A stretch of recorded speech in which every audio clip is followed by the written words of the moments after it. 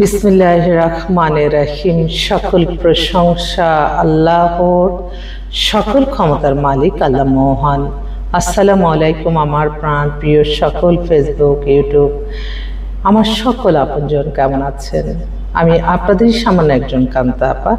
আজকে 24তম রমজানুল মোবারকবাদ ইফতারি আগ মুহূর্তে আমার আপনজন আপনাদের মাঝে আসলাম। আমার এই একটাই ফেসবুক আইডি, আর কোনো আইডি নাই। আসলে আমার যে প্রফেশনটা সেটা হচ্ছে পাত্রপাত্রীর সন্ধান দিয়ে বিয়ে শাদীর একটা মাধ্যম। তো এখানে আপনারা সবাই বিয়ে শাদীর কাজ কিন্তু প্রত্যেকটা ঘরে ঘরেই আছে, এবং এই কাজটা কিন্তু আসলে যত সহজ সরলভাবে মানুষের কাছে পৌঁছে যাবে সমাজে কিন্তু অনেক উপকার। কারণ বিয়েটা এমন একটা মাধ্যম, বিয়েটা আপনার চরিত্র এবং ঈমান ঠিক রাখার জন্য বিয়েটা ফরজ। এই ফরজ কাজটি আলহামদুলিল্লাহ আমাদের এর মাধ্যমে হয়। তো আমি সকলের কাছে দোয়া চাই, সবাই দোয়া করবেন যাতে এই ভালো কাজগুলি করে যেতে পারি। আমি একটাই অবাক হই যখন দেখি মানুষের নামে মিথ্যা কাল্পনিক গল্প বানিয়ে নিজের ফায়দা লুটতে চায়। দেখা যায় যে কিছু গল্প বানালে, কিছু লেখালেখি করলে হয়তো এগুলিতে মানুষ বেশি পড়বে এবং তার ভিউ হবে, তখনই কিন্তু সমাজে কিন্তু এটা একটা খারাপ মেসেজ চলে যায়, এবং ওইটার দেখে কিন্তু আরো 10টা মানুষ শিখে। দয়া করে আপনারা এমন কিছু করবেন না যেগুলি আমাদের জীবন জীবিকা রুজি রোজগারের একটা রাস্তা থাকতেই হয়। এই থাকাটা যদি আপনি হালাল ভাবে করেন, আপনি নামাজ রোজা ইবাদত বন্দেগী সততা মেধা পরিশ্রম দিয়ে আপনি কাজ করে নেন, কিন্তু মানুষকে হয়রানি করে না, মানুষকে ঠকিয়ে না, মানুষের সাথে খারাপ ব্যবহার করে না। আমি সবসময় এটাই চাই যে প্রত্যেকটা মানুষ যে প্রফেশনে আছে সেই প্রফেশনটা যাতে সততা নিয়ে কাজ করে, তাহলে কিন্তু তার সফলতা ইনশাল্লাহ আসবে। হ্যাঁ, অনেক চাকচিক্য জীবন যাপন হবে না, কিন্তু আপনি ভালো থাকবেন, সুস্থ থাকবেন, আপনার দ্বারা হাজারো মানুষের কল্যাণ হবে।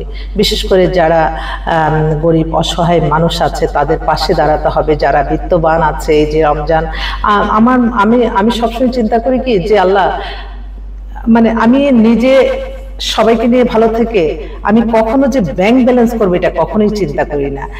আমার দ্বারা আরেকটা মানুষের উপকার হোক না, আমি সেই চিন্তা থেকে কাজ করি। তো জানি নারী হয়ে কাজ করতে গেলে আপনারা জানেন নারীদেরকে আল্লাহ সবচেয়ে কিন্তু আপন করে, তাদের মাধ্যমেই কিন্তু দুনিয়াতে মানুষ পাঠাইছে এবং মানুষ সৃষ্টির কারিগর। অথচ এই নারীরাই কত অবহেলার পাত্র অনেকের কাছে। এই নারীদের নিয়ে মিথ্যা কাল্পনিক গল্প বানিয়ে কত নারীর জীবন নষ্ট হয়। তো দয়া করে কখনো মিথ্যা এবং কল্পনা করবেন একটা মানুষকে দেখে, হ্যাঁ অনেক স্মার্ট অনেক কিছু, এটা আপনি কল্পনাতে তাকে খারাপ বেলায় ফেললেন। এই যে কল্পনাটা করলেন, এটার জন্য আল্লাহর কাছে জবাবদিহিতা করতে হবে। কখনো মানুষকে না দেখে না বুঝে কখনো মানুষের নামে কোনো খারাপ কিছু বলবেন না। আমি তো সবসময় আতঙ্কে থাকি, আল্লাহ আমার এই ভিডিওটা যাতে কোনো খারাপ মানুষের চোখে না পড়ে। কারণ মানুষ আজকাল খুব নিজে ওই যে কিছু না করতে পারলে পরে কি আরেকটা মানুষের একটু জীবন লাইফ দেখে ভালো, তখন ওইটার পিছনে লাগে। আর বিশেষ করে আমি একটাই ইদানিং একটু বেশি সমস্যা মনে করতেছি যে নারীরা অনেক সময় অনেক হামলার শিকার হচ্ছে এবং নারীরা অনেক অপদস্থ হচ্ছে। আমি আমার সকল ভাইদের আমি একটাই বলবো, আপনি যখন নারীর কোনো খারাপ কোনো কিছু করতে যাবেন, তখন আপনি চিন্তা করবেন আপনার বোন, আপনার মা। সেই চিন্তা থেকে যদি আপনারা দেখেন, তাহলে আপনারা এই মিথ্যা কাল্পনিক গল্প বানাতে পারবেন না। নারীরা কিন্তু, আমরা যদি কোনো খারাপ কিছু কেউ করে, সেটা কিন্তু শুধু নারীর দোষ না, একটা পুরুষের কারণেই খারাপ হয়।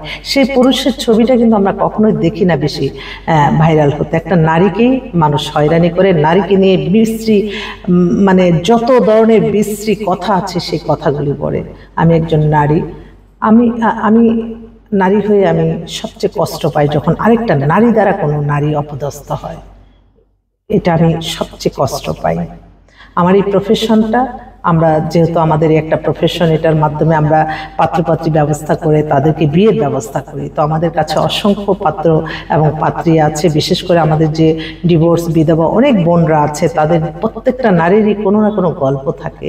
এই গল্পগুলির মাঝে কখনো আমি আজ পর্যন্ত একটা নারী পাই নাই যে মেয়েটা বলল যে হ্যাঁ ঠিক আছে আমি বিয়ে করব না, কোনো একটা ভালো একটা ফ্রেন্ড দেন। কিন্তু ছেলেরা বলে, ছেলেরাই তারা ওই অন্যায় আবদারগুলি ছেলেদের মুখ থেকে শুনি।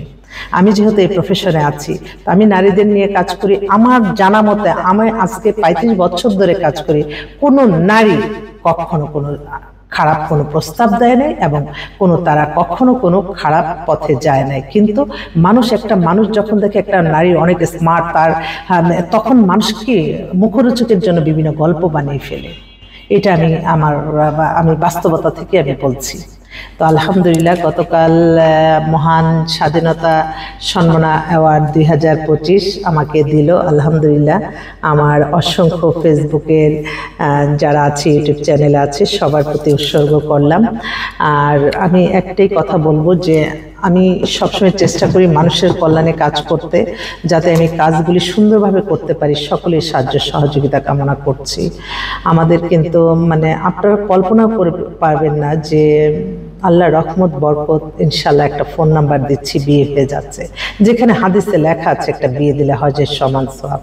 তো এই ইফতারের আগ মুহূর্তে আমি সকলের কাছে দোয়া চাই এবং আমি সকলের জন্য দোয়া করি। আমি আমার আল্লাহর ঘরে সালাম দোয়া পৌঁছে দিলাম, আমার প্রিয় নবীজির রওজা মুবারকে সালাম দোয়া পৌঁছে দিলাম, হযরত শাহজালাল শাহপরানে সালাম দোয়া পৌঁছে দিলাম, আজমির শরীফে সালাম দোয়া পৌঁছে দিলাম। আল্লাহ মহান, আপনি ইফতারের আগ মুহূর্তে দোয়া কবুল আর মঞ্জুর করে নেন। আল্লাহ যে আশায় আমার এখানে আসতেছে, আল্লাহ আপনি সকলের আশা পূর্ণ করে দেন। আলহামদুলিল্লাহ, আমিন। তো সবাই ভালো থাকবেন। আসসালামু আলাইকুম।